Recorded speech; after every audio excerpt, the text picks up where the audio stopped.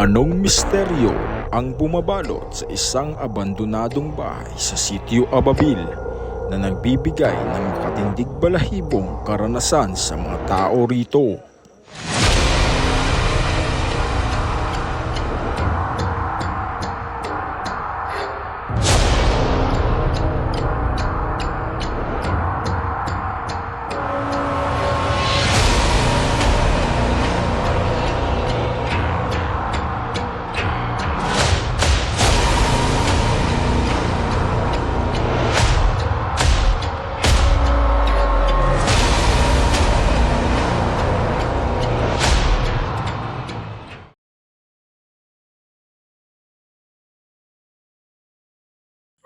Bisitahin natin ang luma, madilim at nakakakilabot na bahay dito sa Sitio Ababil na pinagmumulan ng kababalaghan na hindi kayang paliwanag ng mamamayanan. Ako po si Gab, dati akong konsehal.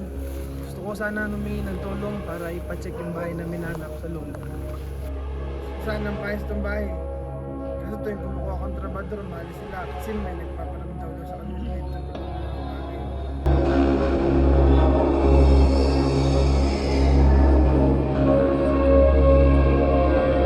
Nga pala si Melvin. Po ay isang katiwala po dito sa bahay na to. Ngayon po, marami po akong karanasan na nangyari po dito sa bahay na to. Yung una pong karanasan kong nangyari po sa akin, yung inubad ko po yung damit ko, yung tsinelas ko. Iniwan ko lang po saglit sa likuran ko. Tapos may kinuha lang po ako saglit na sa may gate. Pagbalik ko po, nawala na yung gamit. Yung damit ko pati po yung tsinelas ko, nawala na po yun. Tapos ngayon po, meron po akong narinig na kaluskos sa loob, sa may kwarto. Tapos ngayon po hinanap ko kung saan po yung kaluskos na yun. Pinuntahan ko po yung kwarto, na isang kwarto po, pinuntahan ko po, wala naman po. Pero doon sa may kabilang kwarto, pag silip ko po, meron pong naglalarong bata doon po na ang maliit lang po na bata naglalaro po doon sa loob ng kwarto. Tapos nung kala ko lang po na ano lang po ako noon eh. Pero nung hinawain ko po yung mata ko, ginanon ko po yung mata ko noon eh. Tapos pag ko biglang nawala po yung bata. Ako po si Jan, dati po akong trabador ditong bahay na to na may nakakatakot rin po ang karanasan. Meron pong isang araw, natapos na po ang trabaho, pauwi na po ko. Tapos nung nasa kalagitnaan ako na malapit na sa bahay, bigla po ako may naisip na nakalimutan ko sa trabaho.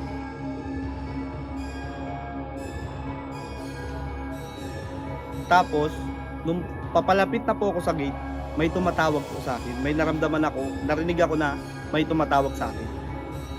Una po, hindi ko pinansin. Habang papalapit po ako ng papalapit, parang mas lalo niya akong nilalakasan.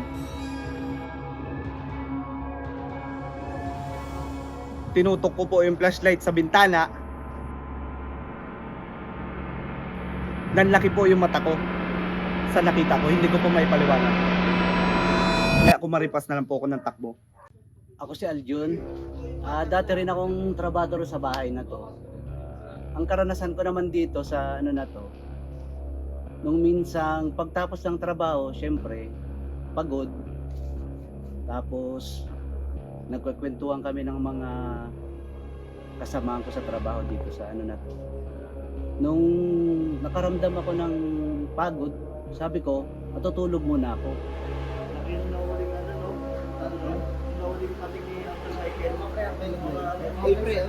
Saglit lang ha, medyo sumasama yung pakiramdam.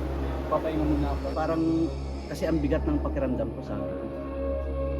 Hindi natulog ako.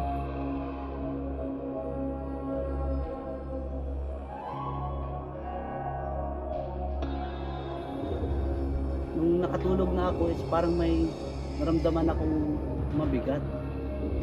May iba akong pakiramdam na nilalabanan ko yung takot ko. Akala ko bigla akong nagising.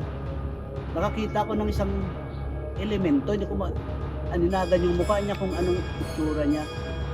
Akala ko gising na ako pero sa sobrang paglaban ko, nung nagising ako, tumakbo na ako.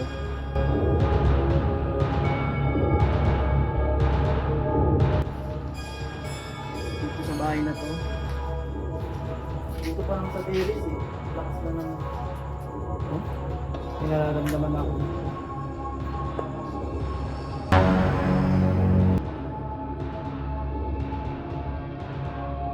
Dito sa lugar na to, dito yung pinakamakita. Parang may pinatay dito eh. Kumay, marami sila eh. Nagdalaw pa sila. Parang dalawang pata. Ito mga sa likod natin ng